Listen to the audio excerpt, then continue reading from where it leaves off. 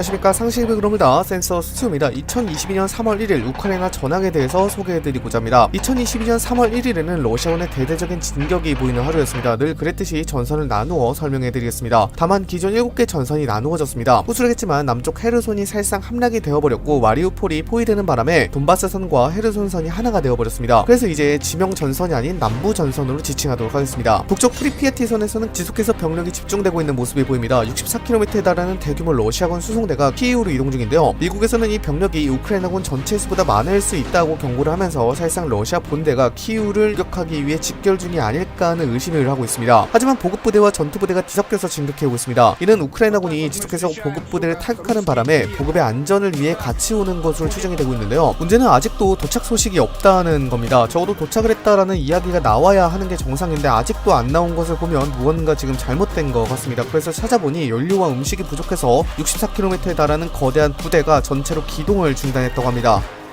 네, 그래서 현재 키이우를 향하는 모든 병력이 멈춰 있어서 우크라이나 입장에서는 더 준비를 할 수 있을 것 같습니다. 다만 이 병력들이 그대로 키이우로 간다면 대규모 공방전이 예상되고 있습니다. 다음은 체르니우선입니다. 체르니우선에선 러시아군이 체르니우 우회를 한 이후 키이우에 거의 당도를 했습니다. 하지만 눈여겨봐야 할 점이 돌출부가 생겼는데요. 체르니우선의 러시아군이 보브로비차라는 도시를 점령한 것입니다. 이 보브로비차를 점령함에 따라서 키이우를 넓게 포위할 수 있게 되었는데요. 제가 전에 설명을 해드린 것처럼 체르니우선 쪽의 병력과 코노토프선 쪽의 병력이 키이우를 포위할 수 있도록 이 보브로비차라는 도시를 일종의 전진기지화한 게 아닐까 싶습니다. 이 보브로비차를 점령함에 따라서 코노토프선의 병력도 좀 더 쉽고 안전하게 키이우까지 당도할 수 있지 않을까 싶습니다. 그리고 무엇보다도 보브로비차가 점령이 되었다는 것은 체르니우선 쪽의 병력들도 안전하지 못하다는 것입니다. 넓게 보시면 아시겠지만 코노토프선 병력이 조금만 서진을 하게 되면 체르니우선의 병력은 완전히 포위됩니다. 아무리 체르니우선에서 잘 막고 있다고 하더라도 포위가 되면 보급 등의 문제로 무너질 수밖에 없죠. 그래서 러시아군이 이번엔 단단히 준비하여 키이우를 공략할 것으로 보입니다. 코노토프선입니다. 코노토프선도 역시 주요 방어선인 코노토프가 함락되자 거침없는 진격을 보여주고 있습니다. 주요 도로를 따라 진격을 해주고 있는 모습인데요. 이 코노토프선은 유난히 보급로가 깁니다. 그래서 우크라이나군의 게릴라 공격에 계속해서 보급부대가 타격을 받는 모습을 보여주고 있는데요. 다만 이런 보급로의 타격도 북부 부대인 체르니우선의 병력들과 만나게 되면 해결될 문제여서 우크라이나군 입장에서는 좀 곤란한 소식일 것 같습니다. 특히나 코노토프선 병력은 주요 도로를 따라 체르니우를 크게 포위할 것으로 보이는데요. 체르니우선의 우크라이나 병력이 포위 산멸되지 않을까 싶습니다. 수미선 역시 시가전을 피하고 있는 모습입니다. 수미선의 병력은 지난 전쟁 기간 동안 수미 지역에서의 큰 저항을 받고 있었습니다. 정 안되겠다 싶어서 수미선 병력도 수미만 포위를 하고 병력을 우회하여 키이우로 향하게 했는데요. 주요 도로를 따라 이동 중입니다. 하지만 여기도 역시 코노토프선과 마찬가지로 보급로가 길어서 우크라이나군에 의해 지속적으로 보급부대가 타격받고 있습니다. 다음은 하르키우선입니다. 하르키우선 역시 완강한 저항을 보여주고 있습니다. 얼마나 완강한 저항이냐면 러시아군이 계속해서 포격을 때려도 함락되지 않고 있습니다. 하지만 우크라이나군에게 있어서 안 좋은 소식이 있습니다. 우측에 큰 돌출부가 하나 생긴 것이죠. 바로 쿠판스크와